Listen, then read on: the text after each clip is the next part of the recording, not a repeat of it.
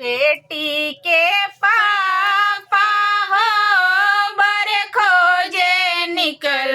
काने पियरी जाने मम्मी पूछेली भेद लाई कैसन बरवा खोजनी हरी मम्मी पूछेली भेद लाई कैसन बरवा खोजनी हरी पापा के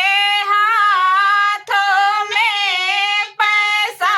नहीं है दिल में ललसा लगी पनवा ऐसन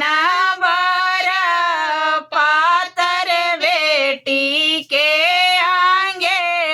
लचकत चली फुलवा ऐसन सुखवार बेटी के आगे गमकत चली फुलवा ऐसन सुखवार